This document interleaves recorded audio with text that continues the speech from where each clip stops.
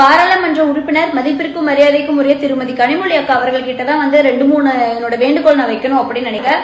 ஏன்னா இன்னைக்கு உங்களுடைய கழகத்தை சார்ந்த ஒரு நபரால், வட்ட செயலாளரால் 14 வயது சிறுமி தொடர்ந்து பாலியல் துன்புறுத்தல் ஆளாக்கப்பட்டிருக்காங்க அப்படிங்கறது வந்து ரொம்ப வேதனையா இருக்கு. நாளுக்கு நாள் கற்பழிப்புகள் அதிகமாயிட்டு இருக்கு, பாலியல் துன்புறுத்தல்கள் அதிகமாயிட்டு இருக்கு, விதவைகளுடைய எண்ணிக்கை அதிகமாயிட்டு இருக்கு, பெண்களுடைய ஒரு எதிர்காலம் வாழ்க்கை அப்படிங்கிறது கேள்விக்குறியாயிட்டு இருக்கு அப்படிங்கறதான் வந்து ரொம்ப ரொம்ப ஒரு உண்மையான ஒரு விஷயம். நீங்க ஒரு 15 நாளைக்கு முன்னாடியே பல்லடத்துல வெல்லும் தமிழக பெண்கள் அப்படின்னு சொல்லி ஒரு பெரிய மாநாடு, மகளிர் மாநாடு வந்து நடத்துனீங்க. அந்த மாநாட்டுல நீங்க பல விஷயம் பேசினீங்க. அதுல முக்கியமா 2-3 விஷயம் நான் உங்களுக்கு நினைவு கூறணும் அப்படின்னு நினைக்கிறேன். இந்த ஆட்சி கீழே வந்து பெண்களுடைய எதிர்காலம் வந்து பெருமைப்படுத்தப்படும் அப்படின்னு சொன்னீங்க. பெண்களுக்கான ஆட்சி, பெண்களின் ஆட்சி அப்படின்னு சொல்லி பல விஷயத்த நீங்க பேசுறீங்க. ஆனா நிதர்சனமான உண்மை என்ன அப்படின்னு சொல்லி நீங்க கண்முழிச்சு பார்க்கணும் அப்படின்னு சொல்லி நான் உங்ககிட்ட கேட்டுக்கிறேன். ஏன்னா நீங்க ஒரு பாதுகாப்புக்குள்ள இருக்கீங்க, உங்களை சுத்தி அதிகாரிகள் இருக்காங்க. அந்த மாதிரி பூனை கண்ண மூடிடுச்சுன்னா இந்த உலகமே இருட்டுன்னு நினைச்சுக்கிற மாதிரி நீங்க பாதுகாப்புல இருக்கிறனால தமிழக பெண்கள் எல்லாம் பாதுகாப்புல இருக்காங்க அப்படின்னு சொல்லி ஒரு தப்பான புரிதல் இருக்கீங்களா என்னன்னு எனக்கு தெரியல. கொஞ்சம் ஒரு அவேர்னஸோட தமிழக பெண்களுடைய உண்மையான நிலை என்ன அப்படின்னு சொல்லி பாருங்க.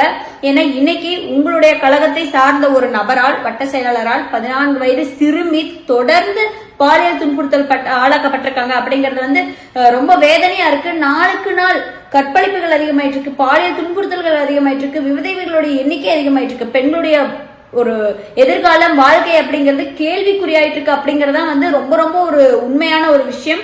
அதனால உங்களுடைய அண்ணன் நம்ம எல்லாத்துக்கும் மதிப்பிற்கும் மரியாதைக்கும் உரிய தமிழகத்தினுடைய மாண்புமிகு முதலமைச்சர் திரு மு க ஸ்டாலின் அவர்கள் கிட்ட நீங்க போய் கொஞ்சம் சொல்லுங்க, பெண்களுக்கு பாதுகாப்பு இல்லாத சூழல் உருவாயிட்டு இருக்கு, கொஞ்சம் பெண்களுக்கு பாதுகாப்பு கொடுங்க அப்படின்னு சொல்லி கேளுங்க. ஒருவேளை ஏன்னா இங்க தினம் தினம் பெண்கள் தமிழகத்துல வாழ்றதே ஒரு பெரிய போராட்டமா இருக்கு. அதனாலதான் நீங்க வெல்லும் தமிழக பெண்கள்னு பேர் வச்சீங்களா என்னன்னு தெரியல. ஏன்னா டெய்லி இந்த போராட்டத்துல வாழ்ந்து டெய்லியுமே வெற்றி பெற்றுட்டு இருக்கோம். அதனாலதான் வெல்லும் தமிழக பெண்கள்னு பேர் வச்சிருக்கீங்களான்னு எனக்கு தெரியல. இன்னொரு விஷயம், பெண்களுக்கு எல்லாம் ஒரு விஷயம், ஒரு பெண்கள் வீட்டை விட்டு வெளியில போகும்போது தனியா இருக்கிற சூழ்நிலையில நம்மளை சுத்தி என்ன நடந்துட்டு இருக்கு அப்படிங்கறது ஒரு அவேர்னஸோட இருங்க.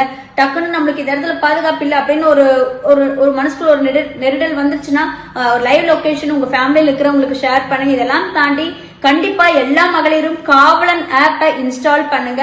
அதையும் தாண்டி ஒரு சூழல் வருது அப்படின்னா டோல் ஃப்ரீ நம்பர் டக்குன்னு ஒரு காவல்துறை அணுகிற மாதிரி 1091 அப்படிங்கிற நம்பருக்கு டயல் பண்ணுங்க. இதையும் தாண்டி பெப்பர் ஸ்ப்ரே வாங்கி வச்சுக்கோங்க. இன்னும் முடிஞ்சதுன்னா நம்ம தற்காத்துக்கிறதுக்காக ஒரு கலையை பயின்று வைக்கலாம். ஒரு பேசிக்கா நம்மளை பாதுகாத்துக்கான ஒரு கலையை பயின்று வைக்கலாம். ஏன்னா தமிழகத்தினுடைய சூழ்நிலை அப்படிதான் இருக்கு. கனிமொழி அக்கா பெண்களுக்கு பாதுகாப்பு தர சூழலை தர சொல்லி உங்க அண்ணா கிட்ட வந்து கன்வே பண்ணுங்க. இது அனைத்து தமிழக